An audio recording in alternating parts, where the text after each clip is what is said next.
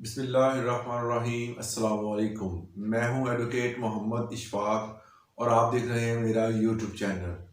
آج ہم نے جو انفارمیشن آپ کے ساتھ شیئر کرنی ہے وہ ہے کہ اگر آپ کوئی پراپرٹی خریدتے ہیں تو اس کی رجسٹری کروانا کیوں ضروری ہوتا ہے، اور اگر آپ اس کی رجسٹری نہیں کرواتے تو آپ کو کون سے نقصانات ہو سکتے ہیں۔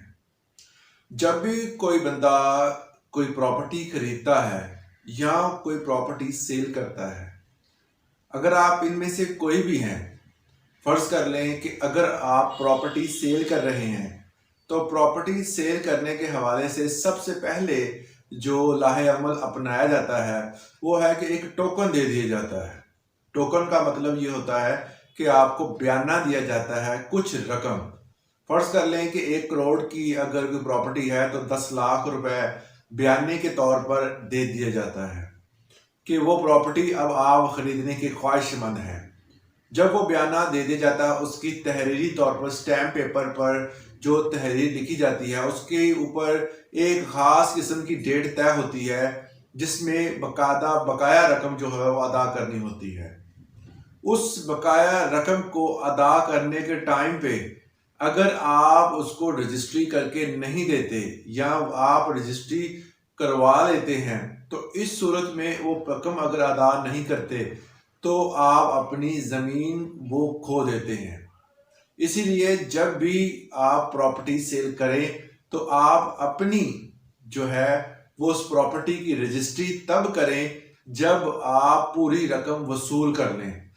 عام طور پر پراپرٹی کو جو بیچتا ہے وہ رجسٹری کروانے کا جو ہے وہ تمام عمل اس کو معلوم ہونا چاہیے۔ رجسٹری عام طور پر 2 طرح سے ہوتی ہے۔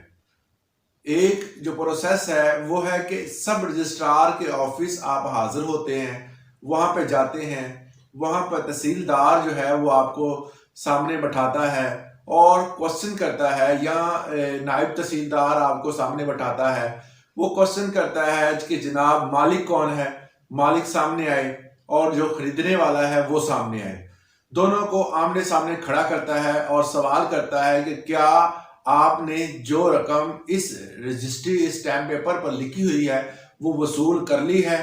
اگر آپ نے وصول کر لی ہے اس دوران، اسی چند منٹ پہلے یا اسی دوران یا ان کے سامنے، تو آپ وہاں پر بیان دیتے ہیں جی ہم نے یہ رقم موجودہ جو لکھی ہوئی ہے وہ وصول کر لی ہے، اور آپ جو ہے وہ اس رجسٹری کو پاس کر دیں اور ہمارے دستخط لے لیں۔ وہاں پہ آپ کے دستخط لے لیے جاتے ہیں، سائن انگوٹھے ہونے کے بعد اس رجسٹری کو پروسیس میں ڈال دیا جاتا ہے۔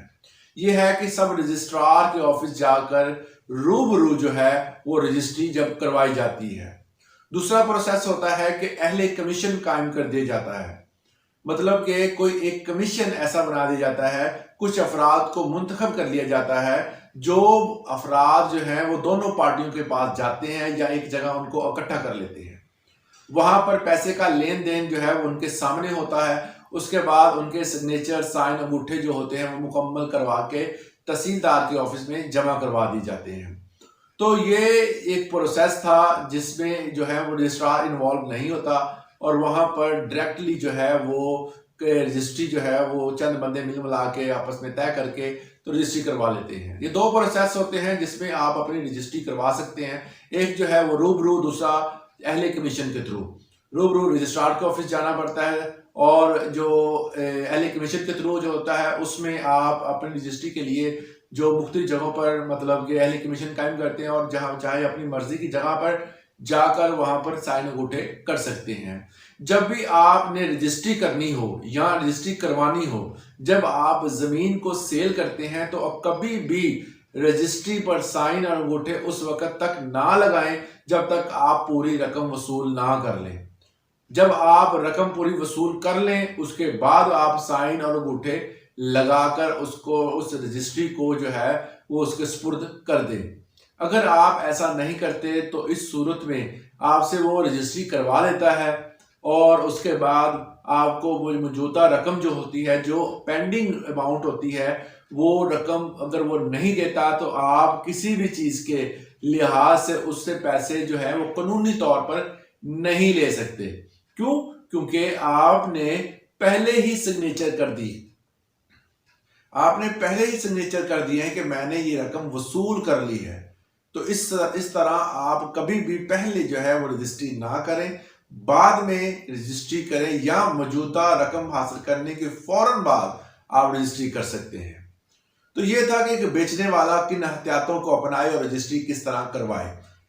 आमतौर पर जो बंदा खरीदता है, खरीदार जो होता है, वो भी इस हवाले से काफी ज्यादा जो है नुकसान उठा सकता है अगर वो रजिस्ट्री नहीं करवाता। मतलब एक बंदे ने जमीन खरीदी है और जमीन खरीदने के बाद उसने बयाना दिया, बयाने के बाद स्टैम्प पेपर पर बाकायदा तौर पर तहरीर लिखी गई कि टाइम तय हो गया, टाइम पर पैसे अदा कर लिए, मगर रजिस्ट्री के लिए वो टाल मटोल कर रहा है खुद ही। हालांकि ऐसा करना नहीं चाहिए।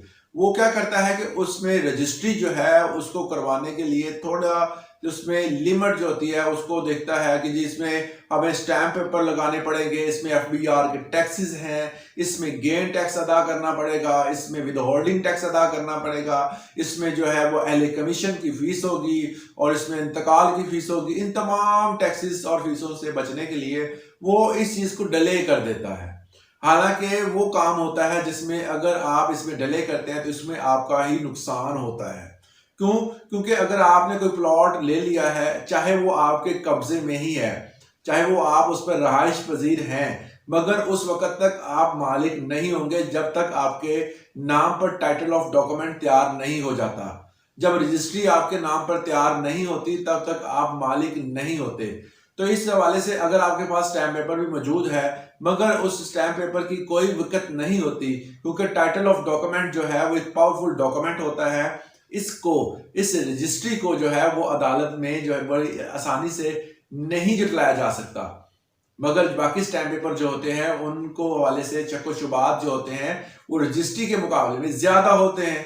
तो इसीलिए हमें जब भी हम प्लॉट लें तो हम इन तमाम प्रोसेस को, जिसमें हम स्टैम्प पेपर की ड्यूटी और इसके अलावा एफबीआर की फीस, उसके बाद जो है वो टीएमए की फीस और gain tax, with holding tax, और इसके साथ अहले कमीशन अगर कायम करते हैं या रूबरू करते हैं रजिस्ट्रार के ऑफिस जाकर, और इसके अलावा जो इंतकाल की फीस, ये तमाम अमल जो है अगर आप आसानी कर लेते हैं तो बहुत अच्छा है। अगर आप नहीं करते तो वो जमीन, वो हिस्सा, वो प्रॉपर्टी आपके नाम पर नहीं होती, आप उस प्रॉपर्टी के बिल्कुल मालिक नहीं होंगे। अगर आपके पास उसका कब्जा भी है या आप सालों साल वहां पर रह रहे हैं, इस हवाले से जो सुप्रीम कोर्ट की जजमेंट भी है जिसमें उन्होंने वाज़िया तौर पे कहा है कि एक बंदा जो है वो अगर 40 साल तक भी किसी जमीन पर रहाइश पजीर होता है मगर वो प्रॉपर्टी उसके नाम पर नहीं है या उसका वो मालिक नहीं है, तो वो उसका मालिक तस्वर नहीं किया जाएगा। तो इसलिए जब भी आप प्रॉपर्टी लें उसको वाज़िया तौर पर एक चीज है कि कानूनी तौर पर आप उसको अपने नाम पर लाजमी करवाएं, टाइटल ऑफ डॉक्यूमेंट लाजमी तैयार करवाएं, रजिस्ट्री लाजमी करवाएं। क्योंकि अगर आप, कुछ लोग ऐसे हैं जो कि इस प्रॉपर्टी को बेचने के लिए या आगे सेल करने के लिए इस अमल से नहीं गुजरते, बचत करने के लिए, थोड़े पैसों की बचत करने के सिलसिले में वो अपनी बहुत सारी अमाउंट को खतरे में डाल देते हैं। तो ऐसी जगहों पर जब भी आप कोई प्रॉपर्टी लें तो चाहे वो कितना ही ईमानदार ना हो, मगर रास्ते में अगर आपने वो प्रॉपर्टी की रजिस्ट्री नहीं करवाई, इंतकाल नहीं हुआ, तो बज़ाहिर कानूनी तौर पर आप मालिक नहीं हैं। तो वो क्या करते हैं, उस प्रॉपर्टी को आगे सेल कर देते हैं। उनके दिलों में क्या चल रहा है, वो उसके जहन में क्या चीज है, क्या चीज पक रही है, इसका आपको बिल्कुल भी अंदाजा नहीं होता। तो इसीलिए जब भी प्रॉपर्टी लें तो सबसे पहले रकम अदा करने के फौरन बाद उसकी प्रॉपर्टी की रजिस्ट्री लाजमी करवाएं। अगर आप रजिस्ट्री नहीं करवाते, इंतकाल नहीं करवाते, तो उस प्रॉपर्टी के मालिक आप तस्वुर नहीं किए जाएंगे। वो बंदा उसको जब चाहे दोबारा फिर सेल कर सकता है। वो बैक की फर्द निकलवाएगा और उस फर्द के बाद जो है वो उसको सेल कर देगा। तो इस हवाले से आप उसको रोक नहीं सकते क्योंकि आप उसके मालिक नहीं है। तो मालिक बनने के लिए उस प्रॉपर्टी को क्या करना है कि आपने रजिस्ट्री करवानी है। उसके बाद अगर आपका वो जो हिस्सा है वो कंप्यूटराइज हो चुका है तो वहां जाकर तहसील ऑफिस जाकर वहां पर आप अपनी जो प्रॉपर्टी है उसका इंतकाल करवा सकते हैं, या पटवारी के पास जाकर आप इंतकाल दर्ज करवा सकते हैं। तो ये एक प्रोसेस होता है जिस पे आप गुजर कर जो है मुकम्मल तौर पर जो है वो एक प्रॉपर्टी को अपने नाम करवाते हैं। अगर आप नहीं करवाते तो मालिक जो है वो ये चीज़ का हक रखता है कि वो आपको जब चाहे उस प्रॉपर्टी से निकाल सकता है। अकॉर्डिंग टू लॉ अभी आप उसके मालिक नहीं हैं। जब आप मालिक बन जाते हैं तो आपके नाम पर टाइटल ऑफ डॉक्यूमेंट होना ज़रूरी है। तो उम्मीद करता हूँ इस लेक्चर से आपको फ़ायदा हासिल हुआ होगा। आज के लिए इतना ही, इजाज़त दें, अल्लाह हाफिज़।